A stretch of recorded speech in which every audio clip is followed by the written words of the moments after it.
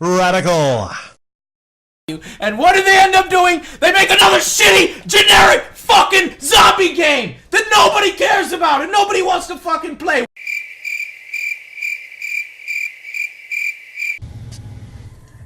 The luxury of anger. The luxury of anger. Must be nice to have the luxury of being angry over video games.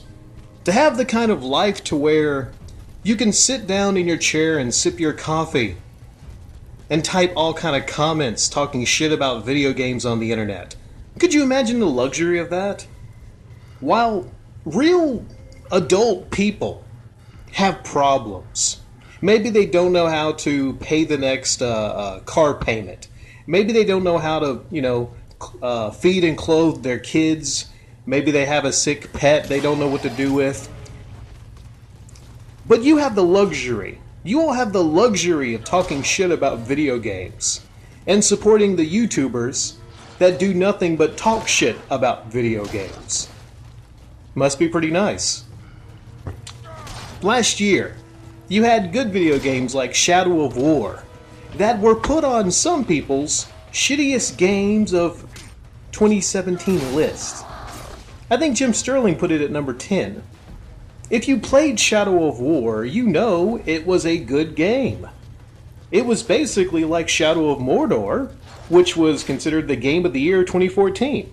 But I look at this stupidity of a man like Jim Sterling putting this on his top 10 shittiest games of 2017 list. And it wasn't. It was in no way, shape, or form one of the 10 shittiest games of 2017. But you know why he needed to put that on the list? To keep that anger going. Because, you see, Jim Sterling is part of a brand. He's part of the YouTubers that have branded themselves as heroes against these companies that put microtransactions in games. Okay?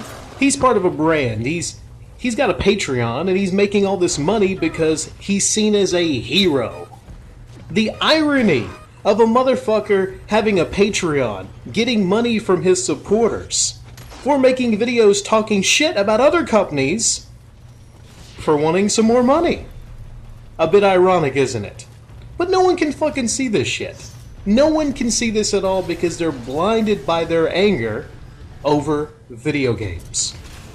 In 2016, I went into it in a previous video, how you had all these big YouTubers losing their minds, going batshit insane with their fake outrage over Metal Gear Survive. The audacity of a game being called Metal Gear that was not really like Metal Gear. The audacity of them making a spin-off to the Metal Gear franchise. And fuck that Konami. Terrible company.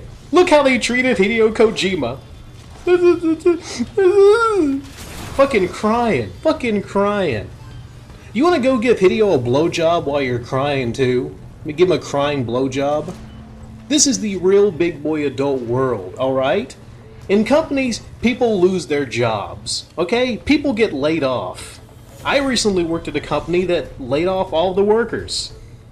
But there was nobody crying over that, okay? I didn't have this army, this legion of people so sad that I got laid off of work, okay?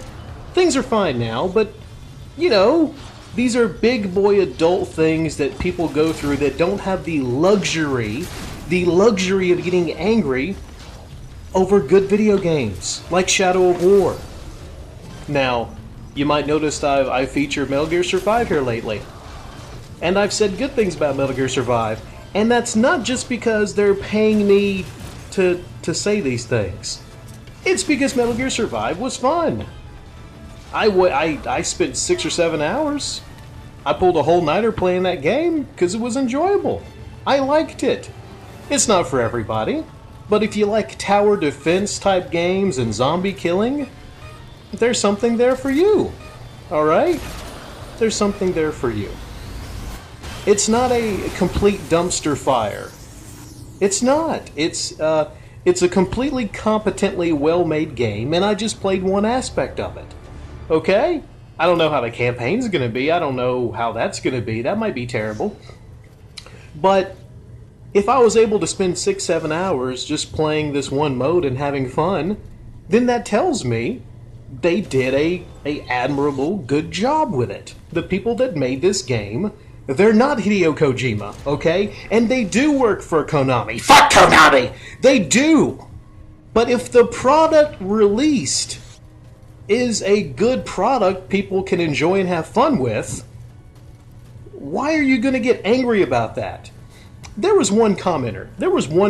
Under a video, I think for Outside Xbox. It's a good channel. I recommend Outside Xbox. Just people having fun playing video games. They're pretty entertaining. But there was one comment that really took the cake. And I don't know if I'll feature in this video. Maybe I'll have time, maybe I won't. But the commenter said, "The gameplay looks good, it looks fun, but I can't support it because of Konami. Fuck Konami." My head about exploded at that, and I'm thinking, how fucked up in the head are you? How much of a trained goddamn sheep are you that you can't support something? And he said he would boycott it too. I assume it's a him. I'm assuming it's a him. Over fucking video games. I'm getting this image of this guy probably in his fucking 20s or 30s just typing this shit like, "I can't support this game because fuck Konami. It looks fun, but I'm not gonna buy it because fuck Konami." The luxury. Again, having the luxury of being angry over video games. Real adult people in the real world with real goddamn problems, but these people having the luxury of being angry over video games. Right now in America, if you paid attention, we have a fight over a possible government shutdown. We have the Democrats on one side. We have the Republicans on one side. Basically not even willing to get in the same room together. Basically, we have two parties just flinging their shit at each other. And it's not helped by having a goddamn infant in chief. A goddamn child is our current president. A racist child is that. A greedy racist child. That's who is our president right now. And he tweeted out that if there is no wall built in this deal, there is no deal. No wall, no deal. No wall. When's the last time you heard him talk about the wall, right? During the campaign, Donald Trump couldn't say enough about that wall. That big, beautiful border wall between us and Mexico, that he was going to get Mexico to pay for. You know? It was a chanting rallying point for his SEALs. We're going to build a big, beautiful wall in Mexico, and who's going to pay for it? Mexico! Mexico! Yeah, right, Mexico. He got on the phone with Mexico a couple months back, and Mexico said, "Hey, we're not paying for your damn wall, all right?" Then he begged Mexico, the Mexican president, "Don't say this in public, please. I have my supporters, and it would be hurtful if you said this in public that you're not paying for the wall." Big, tough Donald Trump kowtowing to Mexico, their president, begging him not to say it in public. Is that the guy you guys voted for? Huh?